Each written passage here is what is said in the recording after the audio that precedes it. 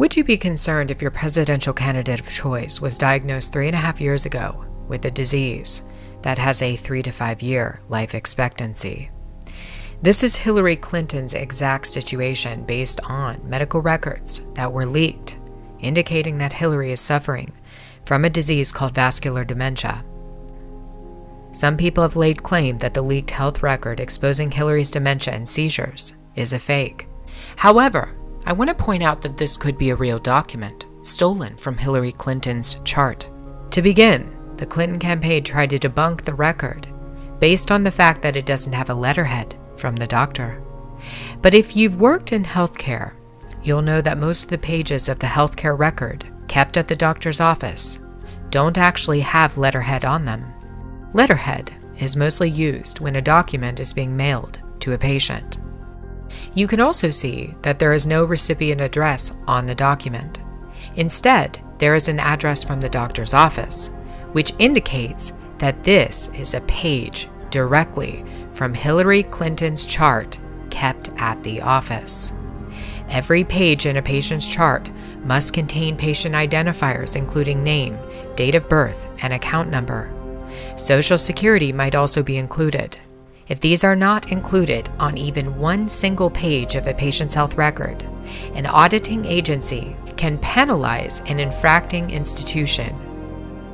You can see Hillary's date of birth, name, and account number are included, as is her Social Security number. This is a part of the chart called the doctor's notes. This is almost never shared with the patient unless the patient's request to see it. A doctor's note usually has 5 to 6 parts, including a present complaint, a history, an examination, a diagnosis, an impression, and a plan. Sometimes the impression and plan are combined together, as in the case of this note. This is from Hillary's chart, kept at Mount Kisco Medical Group. It appears somebody took a photograph of the entry of this doctor's note and leaked it to the public. It has no letterhead because it was never meant to be mailed. Hillary Clinton is running a campaign for president, knowing that she will die. Patients who are diagnosed with vascular dementia are given approximately a 3 to 5 year life expectancy. However, it is likely that their quality of life during this time period will greatly decline over that 3 to 5 years. We can see Hillary demonstrating problems even now with motor movement, with verbal communication, with forgetfulness, and with weakness. Subcortical vascular dementia is an especially difficult form of the disease because it affects the brainstem, which controls many of the primitive functions of our bodies, functions such as breathing, heart rate, and regulation of blood pressure. As scientists, we are still trying to understand Hillary's disease, how to treat it, and what causes it. We have evidence that subcortical vascular dementia involves a disruption of blood flow to the subcortex region of the brain. Because there is no blood, the white matter in the brain begins to die. Small portions of the brain tissue is irreversibly damaged. Vascular dementia can be precipitated by a stroke, multiple strokes, or a blood clot to the head. This is Hillary Clinton's situation in 2012 when she fell and hit her head, causing a large clot to form. I have treated many patients with brain anomalies throughout my career. These include benign and malignant tumors, hemorrhagic and ischemic strokes, neurodegenerative conditions, and autoimmune diseases. I can tell you that Hillary is showing decline consistent with a progressive disease like vascular dementia. I believe so few doctors are speaking out about this now because they don't want to get involved. Remember that the Clinton campaign just vowed to destroy Breitbart because they dared to publish the truth about Hillary Clinton's health. A lot of doctors are scared that they will be targeted by the Clinton campaign as well for speaking out about the truth. You can see, and by the way, there are two other things that gravely concerned us. When she hit her head, she had to wear these prism glasses when she came out. That is brain damage, and it's affecting her balance. Hillary Clinton is sick and likely dying. I am not making this up or overstating this. This is typical of the progression of vascular dementia, similar to the progression that we see in Alzheimer's. According to the 2015 checkup, Hillary has developed vascular dementia and the onset of seizures after her 2012 fall and blood clot to her head, which left her in recovery for an astounding 6 months. To say that nothing is wrong with Hillary is not only dishonest, it's actually offensive. Yet media outlets like the New York Times, the Washington Post, the Huffington Post, and NBC continue a relentless campaign to hide the truth from the public. Her cognition and mentation are noticeably affected. We need to make what we've got work really well and improve it and get the costs out of an upward spiral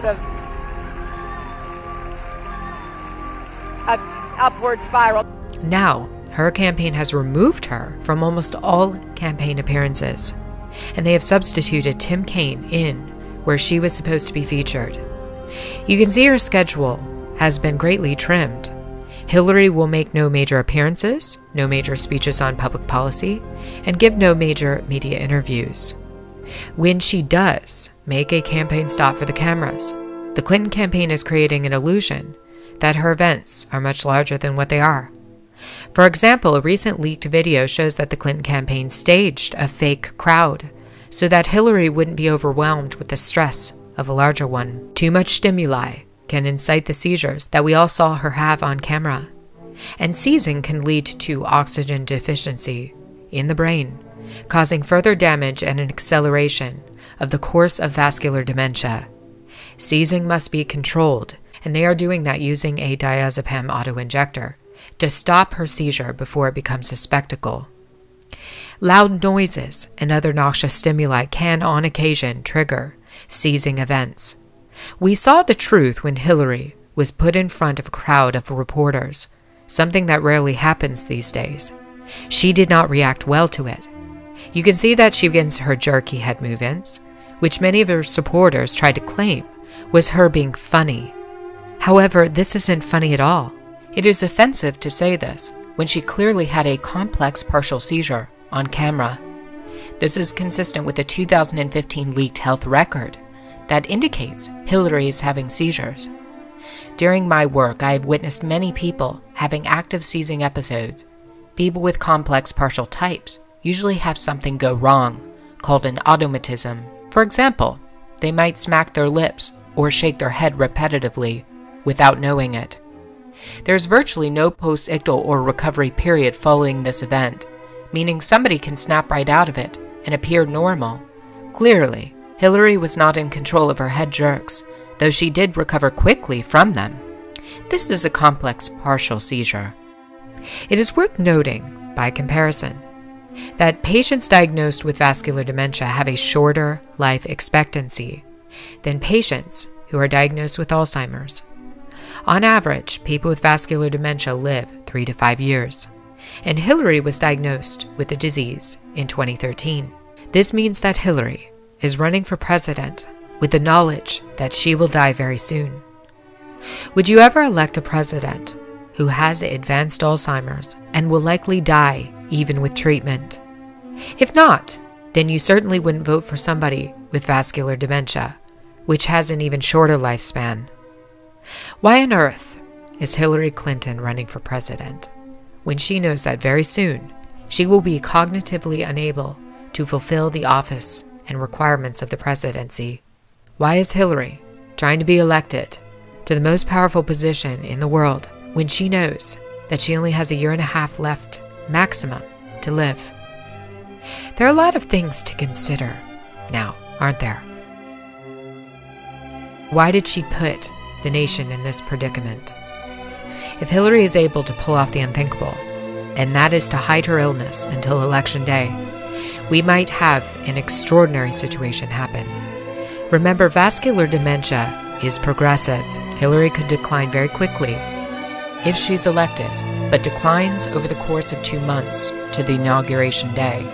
A decision would have to be made by Obama. Will Hillary Clinton be perceived as serving Barack Obama's third term? Plan, and she will be a third term of Obama. She does represent effectively a third Obama term. You know, she has to run for Obama's third term anyway. She can't run away from it, so I think she said, okay, I might as well own it. Right, it is completely different, and in large part because Hillary Clinton is running to effectively be the third term of Barack Obama. That's right.